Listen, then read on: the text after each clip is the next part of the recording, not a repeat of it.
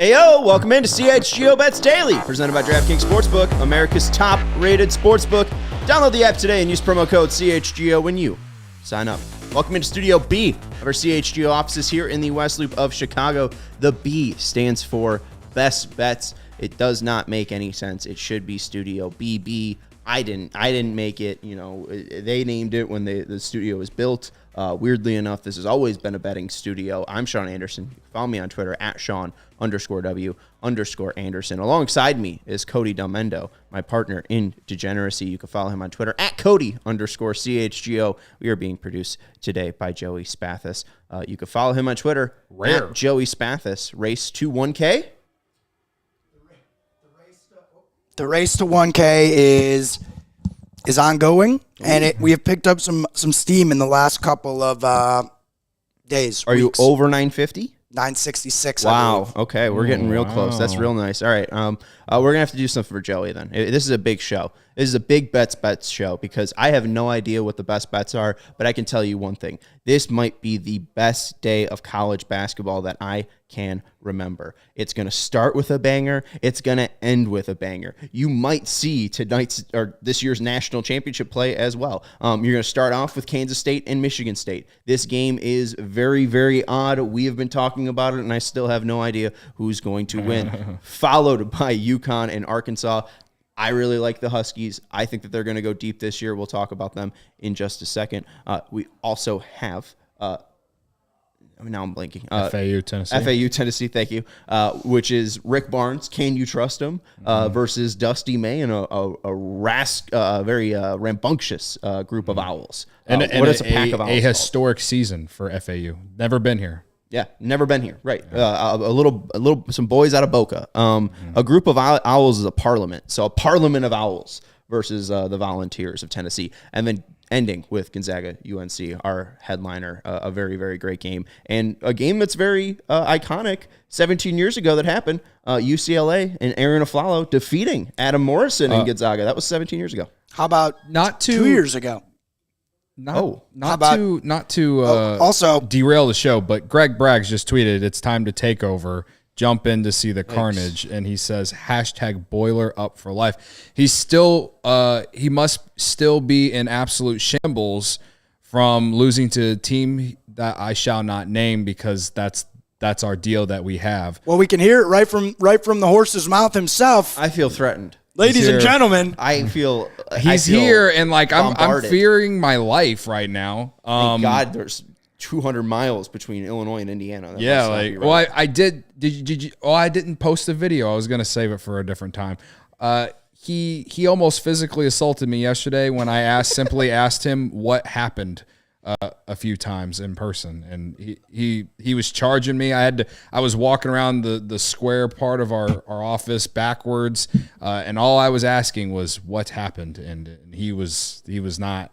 All right, and then and he told me he keeps telling me that Illinois is little brother, but he kept talking about Illinois, and I'm just I don't know what to say anymore. Braggs, what happened? That's what we'll say. Out of you two, I see what you two were up to. You up out of nowhere. You knock off Big Ten After Dark. You're running scared. You both running your mouth for a week now, and you're running scared on Big Ten After Dark. I'm putting it on your feet. I'm laying it at your feet. You're going to try to throw it to the higher-ups. You two did this to try to duck and dodge me. I'm still rocking my Purdue. Where's your Illinois? You gave up on them. I'm never giving up on my Boilers. Boiler up for life. We got hardware. We're going to be the only ones in the Big Ten with hardware. Michigan State's going to lose today. Michigan State, by the way, lost to Purdue twice. once by 30 points. Illinois beat you guys too. Pathetic. Every one of you. Gonzaga's still in it. Purdue beat them too. Everybody beat. You can make all your jokes all you want, but Purdue had a great year. They took home hardware. National Player of the Year is coming up for Zach Edey, a guy that was ranked 430th coming into college basketball when he came out of high school. He's essentially the Fairleigh Dickinson of players, and he won a net. Yes, he is. Don't give me that face, Sean. Put that face in your pocket. He's essentially the Fairleigh Dickinson of players who like if Fairleigh Dickinson won a national championship. Because Zach Edey... Thing you've ever said. What? Yeah, cool. This doesn't make any sense. Hook 'em, Joey. Guess who Purdue beat in the second round last year? That's right, Texas. Hook 'em. So you guys can make all your jokes. Guess who's still dancing, Braggs? Guess who's still dancing? Texas plays tomorrow. When does Purdue play next? Purdue is the only team in the Big Ten with a semblance of success, and you guys want to dog them because they overachieved. Nobody in the Big Ten does anything. Purdue's the only one that does anything, and then you're going to dog them for a couple losses. Greg is 100% right. Purdue is no. Guys, let me just. They are very historic. They are the only Big Ten team as a number 1 seed to lose to a 16 seed. I mean, that's historic. They're the only Big team ever to do that. That's amazing. Congratulations, Matt Painter. Congratulations. A victim of their own success. Illinois and Indiana don't get nothing for doing nothing all year, have nothing to show for anything. But Purdue gets all the arrows for overachieving. They were a team picked to finish 7th in the Big Ten, 6th in the Big Ten. They're the second team ever they to lose do to a their 16 job. seed. They do their part and actually show up this year. And now they're getting all the arrows from the rest of the run. The tallest team in college basketball lost to the shortest team in college basketball. They had a good basketball. game plan. You're seeing bigger and bigger seeds win every year. I mean, we got Princeton still in it, right? They're a 15 seed. Yeah. So get out of here with all. Princeton beat Arizona. Guess how many 5-star recruits are on Arizona? Probably 5. You know how many 5-star recruits are on Purdue? 0. They've had 1 5-star recruit in their entire program's history. Nobody talks about the fact that St. Peter's beat Kentucky last year. Kentucky's got 12 5-star recruits, but all you Kentucky hear is fans are still talking about that. Wait, yeah. Well, who did St. Peter's? Who did St. Peter's beat? And after they beat Kentucky, they beat Murray State, and then they beat Purdue. Nobody ever gives Kentucky crap about it. They only give Purdue crap about it. While Purdue, that's not true. Kentucky fans have been talking about running Calipari out the last couple years. Man. They went like 1,000 days without winning an NCAA tournament. If you want me to bag Kentucky, I'll bag Kentucky all day. This isn't an SEC pod. We're talking about the Big Ten. I just want to say, I said to Braggs, I messaged him, I said, I think it was weak that everyone was piling on. I think it's respectable that Braggs is standing his ground. He's a loyal member of his team, just like if the Cubs, lost 100 games last year, which they almost did, we're still coming back. We're running it back this season. That being said, Braggs, you got to also admit, you guys took the L, I am not running away from the embarrassment of that loss. I had to do a post game 3 seconds after the buzzer hit. I stood there and wore it. But these punks over here, these two right here, Sean's pulling up receipts on Twitter. Cody's making videos. These two right here. I'm a Cub fan. I told Cody I hope the Cubs lose 162 games this year so he has to sit in misery for every post-game show. That's where this has gone. So we got to find a way to mend fences. I don't like how this season ended, not just with Purdue, but with us as a family, the whole CHGO team turning on me in my weakest time, twisting the knife while I'm bleeding out. Okay, Greg, let's start mending fences because Cody's going to start throwing stones about Zach Edey and assault and other stuff. So we're just going to start mending these fences. Greg, I do really respect you. I loved the piece that you put out when you were at the Combine. I thought it was great. I love your rise. I thought it was great seeing you post from your work site, brick by brick, and you've been building up this media giant of your own. So I really do respect you. You have built up a thing that's respected by Purdue itself. You really have built a respectable coverage of Purdue. So I welcome your expertise on that school. It's great to have that on a Big Ten podcast, and I am really glad that you are with us. I can't say the same for Cody, but I can just say from the bottom of my heart, thank you, Greg. You've given us so much great content on Purdue. Step in the right direction. That's a step in. We're not there yet. We're a step in the right direction. Now, Cody, you spend at least 3 minutes saying nice things about me, and then I'll leave and let you guys do the show you actually planned on. No, this is fine. So, I still feel the same about Greg Braggs as I always have. Greg Braggs is forever my guy. I will always defend him against the haters. I hear there's some haters on the internet this week he was telling me about, and I was there for him when he was telling me about it after I gave him some shit yesterday about Purdue. That said, I will not take back anything that I said over the weekend, and I will not take back anything that I said before I was there for you after that. Well, and yesterday, I won't do it. No, this is how fandom works, Greg, and you know it. You're in a stands guy, like you're a fan. Me and you are the biggest meatballs in this building. I will not take your slander about how Illinois is little brother to everyone in the Big Ten. I will not take it back when you're telling me that. I will not do that. And to just hammer that point home as well, Purdue, the winner of the Big Ten tournament, you can hold on this, Joey. We'll wait for this.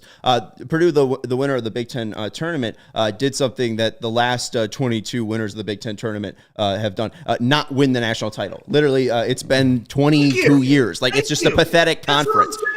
But no, I mean, like, what are you're Wisconsin grad? We got Hogue and Carm, Northwestern losers. All these people arguing about the failures. We're all a bunch of failures in the Big Ten. We're all finding different Thank you, Braggs. Thank you. Can we just talk about the teams that are still playing?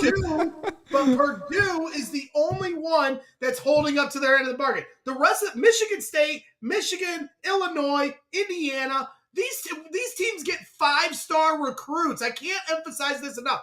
Purdue is a victim of their own success. They are overachieving every year, and somehow now they get to be the butt end of a joke where everyone's got this vitriol towards Purdue when we should be applauding their success. The one school the one school in the Big Ten that consistently gets 5-star recruits year in and year out is Michigan. That's because they're basically a blue blood. Indiana had 3 5-star recruits. And Indiana this past year, yes. And I will join your side when it comes to slandering Indiana because I don't like them. Indiana had Trace Jackson Davis for 4 years. He has 0 Big Ten championships, 0 Big Ten tournament championships, never went to a Sweet 16. Is going to lose National Player of the Year to a guy that just picked up a basketball 5 years ago. But somehow we're going to joke on Trace Jackson Davis gets to dodge the bullets. But we're going to make fun of Zach Edey. It's pathetic. I personally thought Purdue lost that game because their guard play was trash. So Thank you. They couldn't shoot, and they didn't push. Blame Zach Edey. But this is what comes with when you play well enough though to get into that national attention. I'm not saying it. The only thing that I've ever said about Zach Edey is that he belongs in jail after he assaulted Matthew Mayer. Right. I didn't say anything about Zach Edey losing the game against Fairleigh Dickinson. I was just trolling. That's all I was doing related to like just the team in general. I never said it was Zach Edey's fault that they lost that game. My point and your points about Indiana are great. I picked Indiana to win the Big Ten tournament because they've never won it in the 25 years it's been around. That's hilarious, and they still haven't.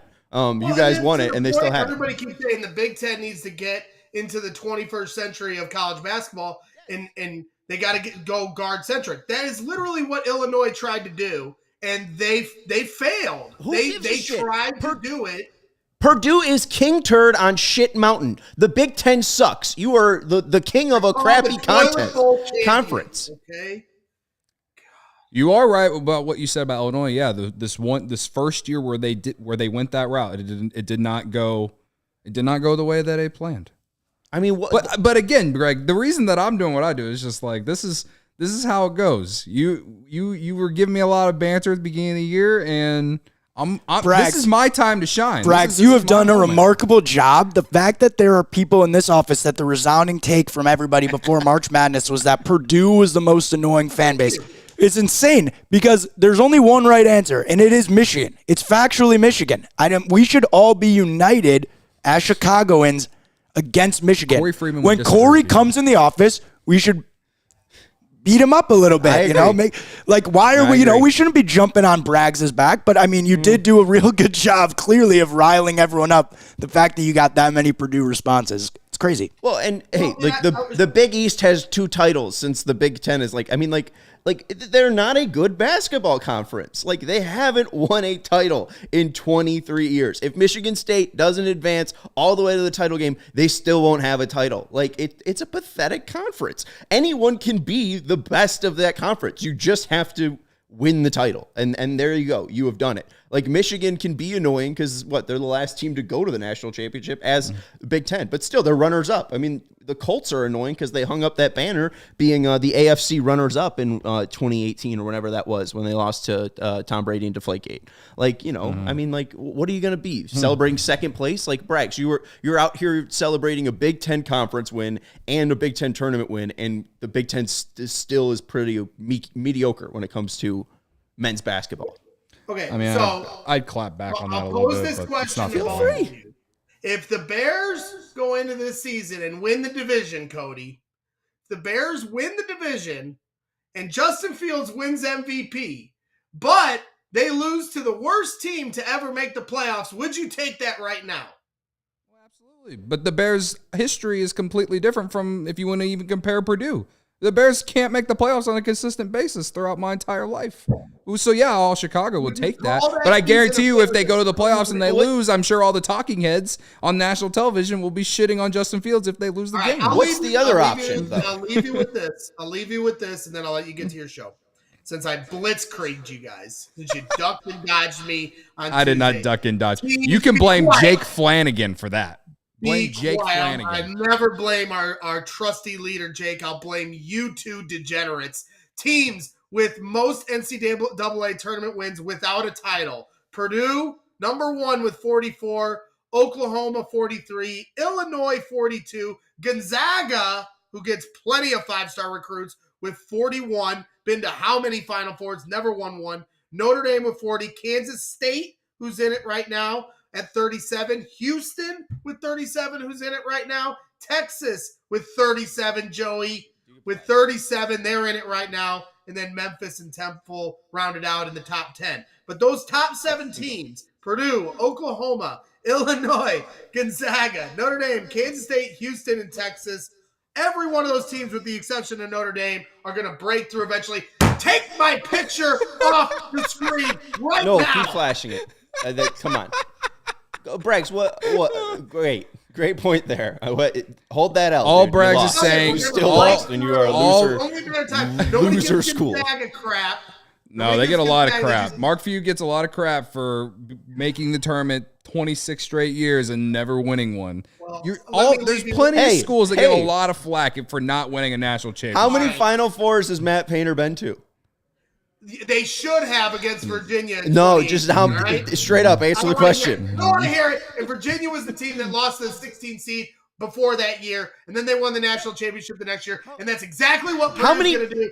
Oh, boy. How many double-digit seeds has Mark Few lost to? Because I know Matt Painter's at least lost to 3. Listen, I don't want to. We're not doing this.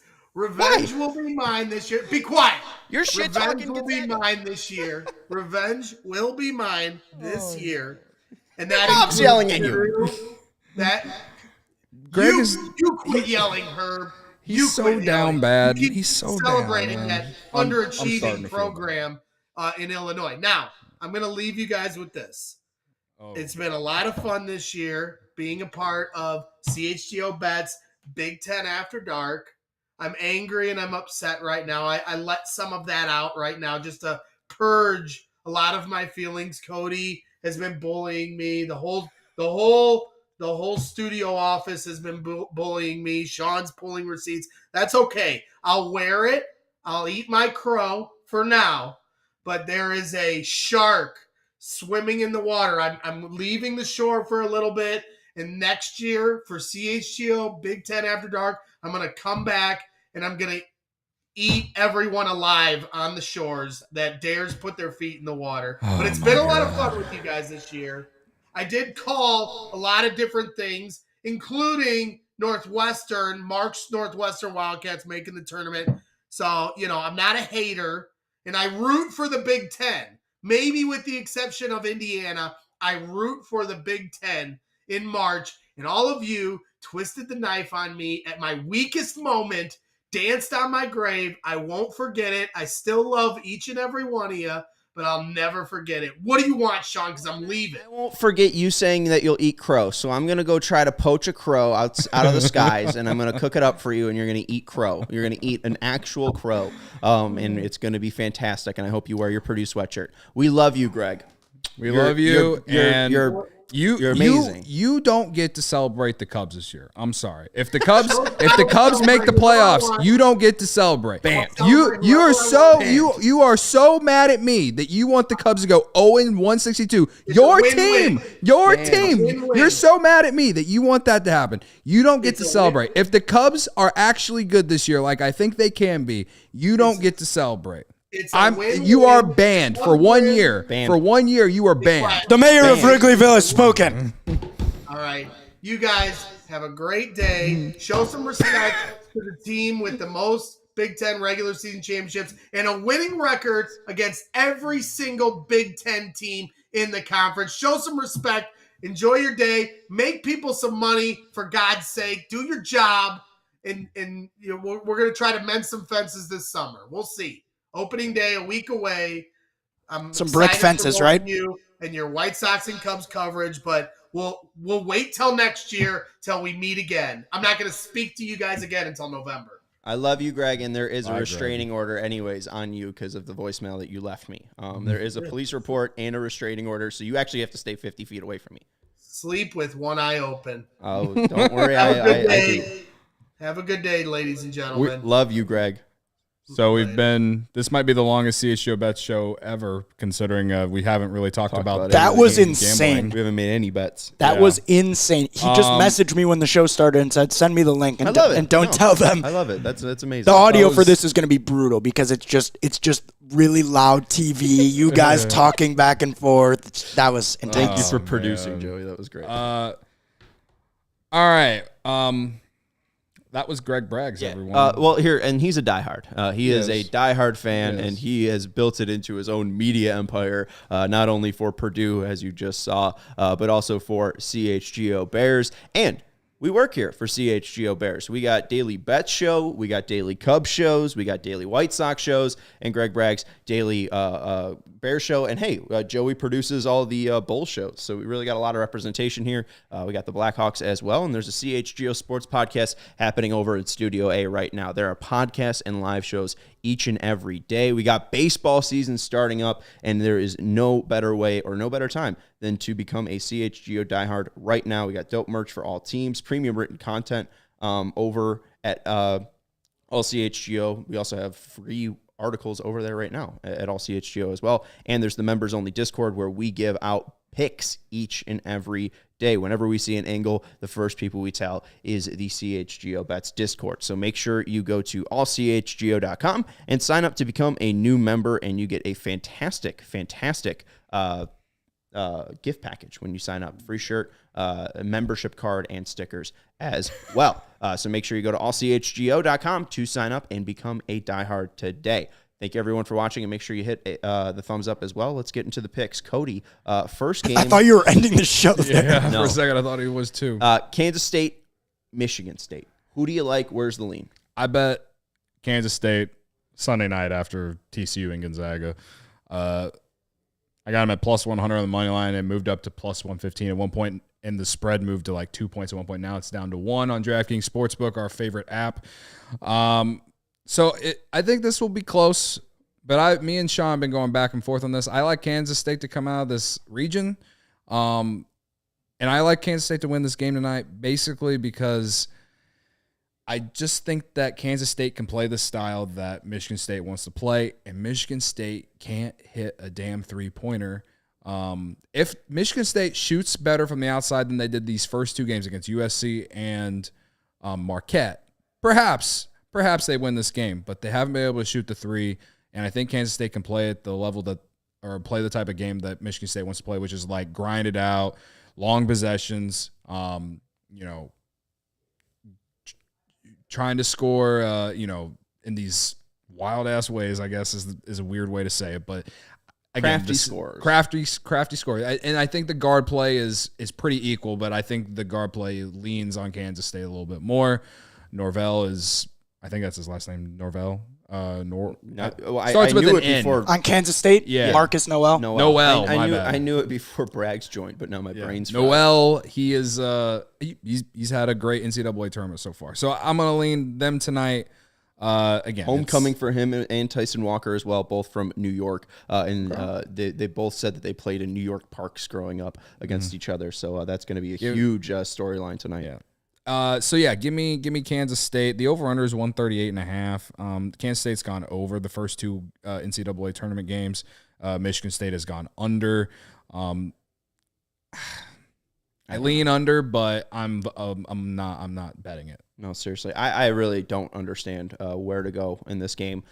Kansas State had the most public money as of yesterday out of any underdog. I think like 70% of the money at most books was on Kansas State. And now we have just seen that continue to the point where Kansas State yesterday, I think it was like plus 125 for them on the money line. Now it is basically even at most books. You could see plus 100 for Kansas State, but right now on DraftKings Sportsbook, I believe it is minus 105 with Michigan State to win at minus 115. It seemed like sportsbook shenanigans that Michigan State was the favorite because they're the 7th seed and Kansas State is the 3 seed. Tom Izzo teams are 18-6 outright in the Sweet 16 or Elite 8. And the stat from Chris Facillo, the Bear, over at Fox Sports, the 7th seed Michigan State is favored over 3rd seed Kansas State in the Sweet 16. It's the first time since the 7th seed or lower has been favored over top 3 seed since 2015 when 7th seed Michigan State was a 1.5 point favorite over 3 seed Oklahoma and beat the Sooners 62-58 in a game played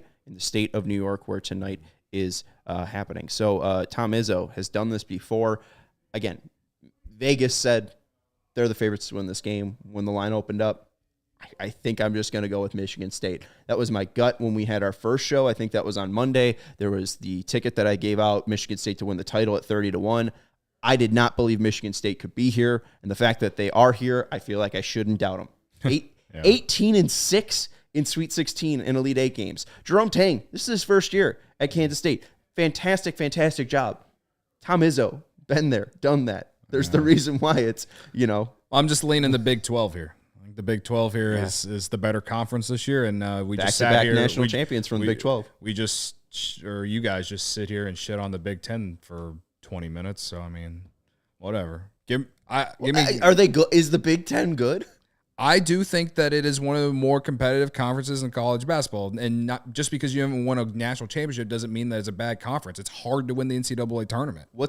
That's fair, but we just said the Big 12 is the best, and they just won back-to-back titles. Yeah, Villanova won 2 Kansas titles. Kansas has an all-time coach, and Scott Drew has been very good at Baylor. But before Scott Drew, Baylor was nothing. But I will say that the Big 12 is just as deep as the Big 10, and not necessarily this year, but the last 5 years, they both have been just as competitive. In my opinion, just because you don't win the NCAA tournament doesn't mean the conference is bad. Braz is going to use that now. That way he can defend himself against losing to Fairleigh Dickinson, I guess. But I think the Big Ten is as competitive as any conference of the Power Five. I don't know. I mean, this year it was down, and we all knew it was going to be down. But the last 2 years before this year, the Big Ten was insanely competitive. And the reason that this narrative is the way that it is right now is because no one outside of Michigan has performed after the first weekend. So, yeah, they haven't. Since their last titles, there's been 7 runners up from the Big Ten in the national title game. So So since 2000, there's been 7. 7 from just the Big Ten? From the Big Ten. Can I try to that guess have- some of them? That includes Illinois. Feel free. 2005. First one's in Illinois 2000 05, Yeah. Ohio Illinois. State in 2007, Correct. and 2008? No. Memphis Just in 2007, 2008. That right. was D-Rose. That was D-Rose. Well, sorry, against but Florida. didn't Kansas. Ohio State lose back-to-back to Florida? No. Sorry. UCLA and Ohio State. Okay, so Illinois, Ohio State, Michigan versus Villanova, Yep. Michigan versus Louisville. Yep. Michigan in 2018. We got that as Villanova. Okay. Michigan went in the second weekend last year, and they were like a 10 seed. Like it doesn't. Wisconsin against Duke. Oh, yeah. Wisconsin in against 2015. Duke. Yep. There's I don't one know more. what the last one is. Yeah, it's the latest one.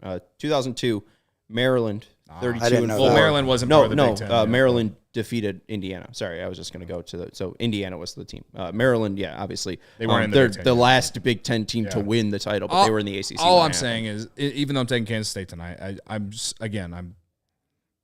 I think the Big Ten is as competitive as any conference. I don't know. I mean, we just look at football, and it's like, why is the SEC the best team and best conference? Well, it's because they have every fucking national championship. Yeah. And I just think that having that long of a drought for a conference that has so much money, and especially for basketball, I mean, that is like, I think the conference that has the most focus on basketball. I mean, the SEC and the Big 12, like, I feel like those are more football schools, and yet they've been better in the NCAA tournament and better at basketball in the past couple of years. So I don't know. I'll have to do more research, but again, sportsbook shenanigans, I'll lean Michigan State just because I think Kansas State is better. I liked them when the bracket came out, and yet here's Michigan State, and I don't think the Big Ten's that good, but Michigan State and Tom Izzo have been able to do it year in and year out. Let's go to the next game, and that is Arkansas versus Connecticut. Who do you like, and who do you lean? Yeah, give me UConn minus 3.5 against the Razorbacks, who are coming off the win against Kansas. I think this could be a letdown spot, though Coach Muss is very, very good. I like UConn. They're playing well in this tournament. I know that they played Iona and St. Mary's, 2 mid-major schools, and now they're going up against an SEC school here. But as we talked about before, UConn played insanely well in the non-conference this year. And so I'm kind of riding that trend here with them just playing well outside of the Big East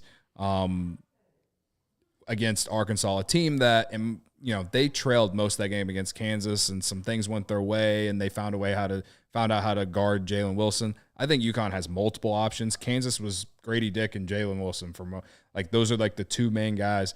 I think there's a lot more firepower on this UConn team. Sanogo has been a beast in those first 2 games.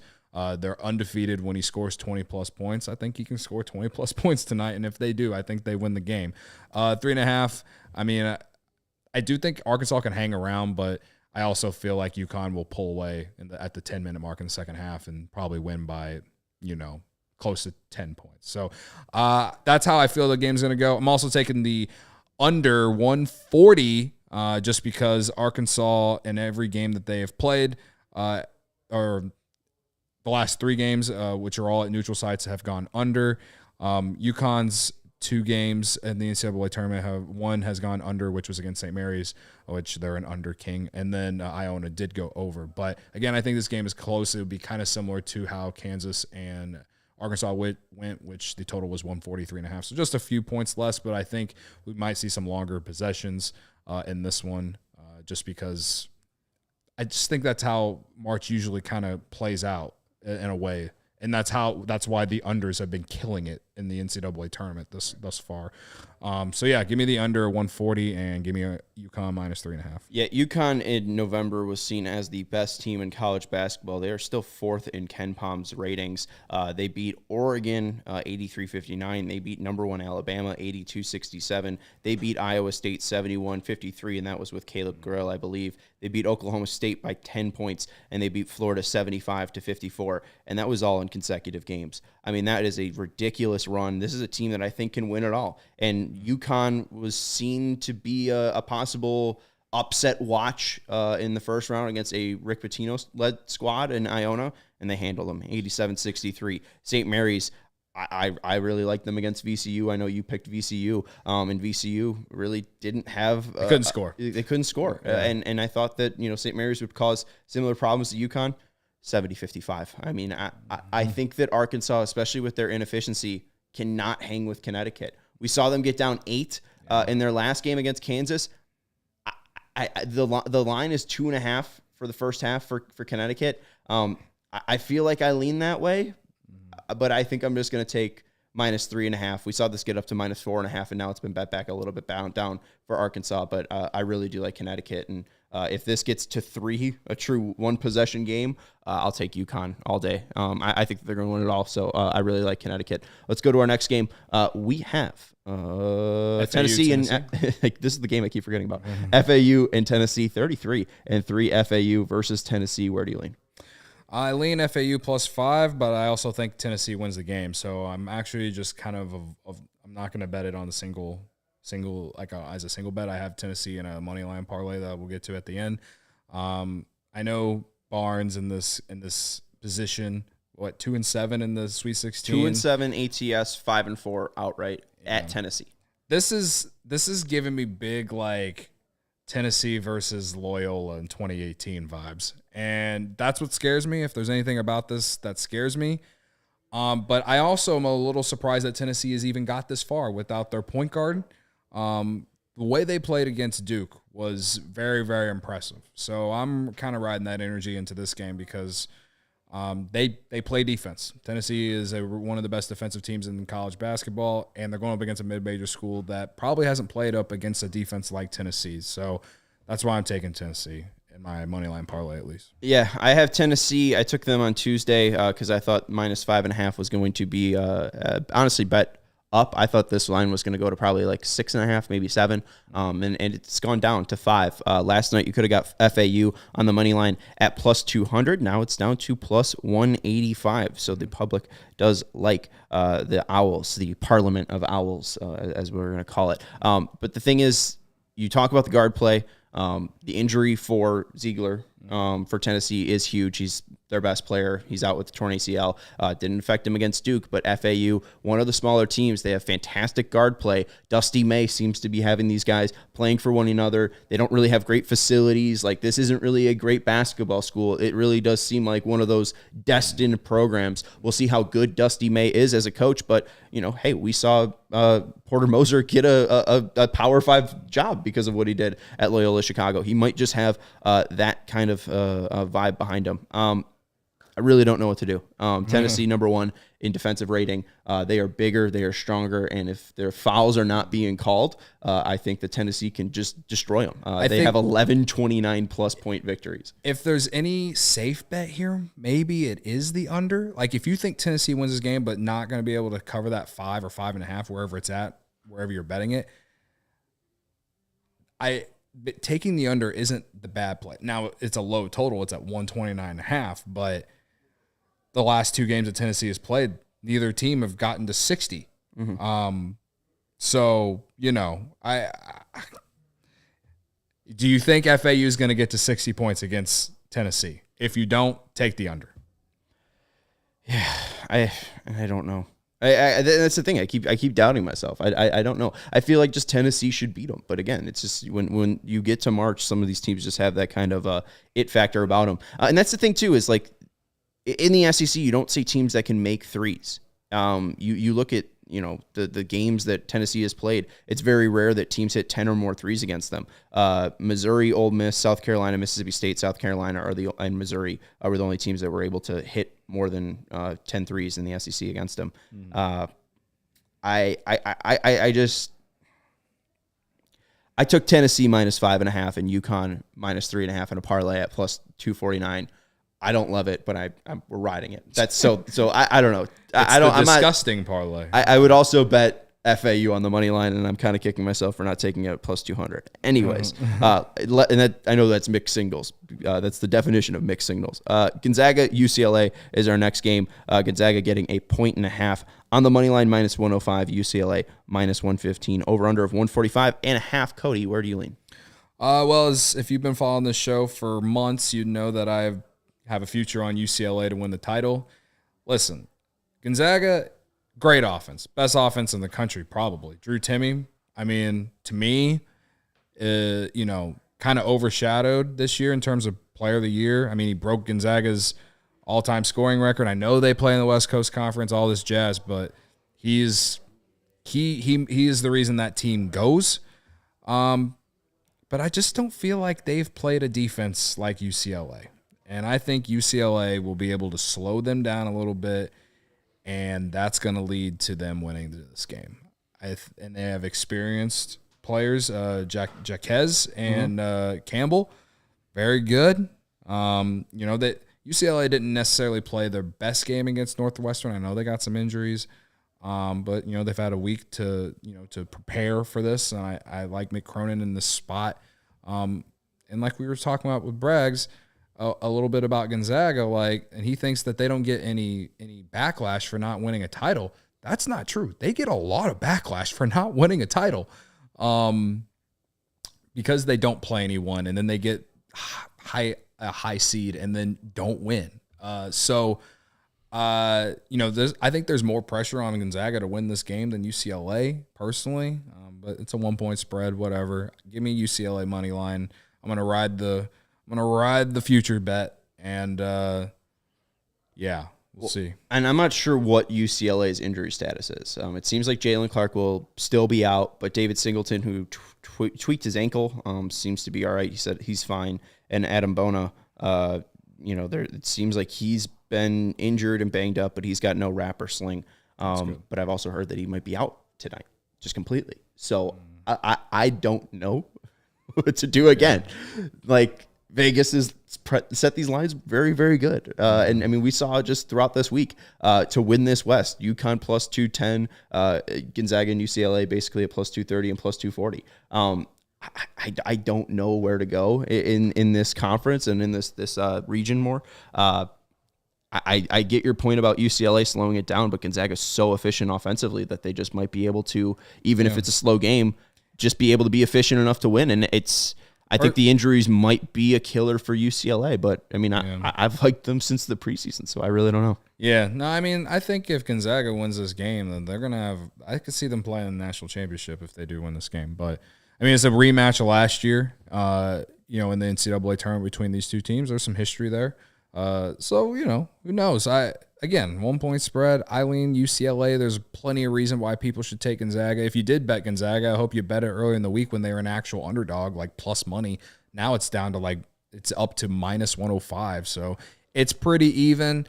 Drew Timme or Jaquez and Campbell. That's Gonzaga's got good guard play too. I'm taking. Give me the Bruins. So all right. I don't know. Or, is that your best bet? For this game, yeah. I mean, the over-under is 145.5. And again, do you think there'll be enough possessions and to get to that point? Again, with the way that UCLA plays, if you think Gonzaga is going to win this game, take the over. If you think UCLA is going to win this game, take the under. If you don't want to actually bet on who's going to win, I guess. Tyger Campbell, over points, scores more since Jalen Clark's been out. They need him to score to win big games. I like that bet. Thank you, Joey. Joey. Maybe I ride that. Maybe I start just doing player props too, because I don't know where to lean. I might just take Noel's point under as well, because I think that's going to be probably priced fairly high to bait people to take over, because I think people are probably going to think he's going to score 30. Scoring 30 is really difficult to do in any game. And we've just seen unders be kings and slow games be kings. So I might hit some player props under outside of Tyger Campbell. Any final ads here, Cody? Do you want to flash your best bets? I know you got UConn and Tennessee in a parlay at plus 142. Yeah, that's my parlay. I kind of hinted at earlier. I'm going to take UConn and Tennessee and moneyline parlay. I think those two teams win. I think UConn covers. I'm not sure if Tennessee covers. I think Tennessee will be the reason that this parlay doesn't hit if it doesn't hit. Because I could see FAU just somehow winning this game. But I'm riding the Vols. My Tennessee friend that I have, he probably hates me because every time I take the Vols, they don't cover. Well, hey, I met that guy. You did meet that guy. Well, yeah. And I have a Sixers friend, and I bet on the Sixers last night, and he said, don't bet on the Sixers anymore because Joel Embiid got hurt. So Fade God is fading your favorite players as well. Even when we're winning, we're fading people. Exactly. So there you go. That's Cody Delmendo. You can follow him on Twitter at Cody_CHGO. I'm Sean Anderson. You can follow me on Twitter at Sean_W_Anderson. Thank you to Greg Braggs, I guess, for joining us. You can follow him on Twitter at GBraggsJr23. Thank you to Joey Spathis for producing this very long show. We will see you next week when we are millionaires.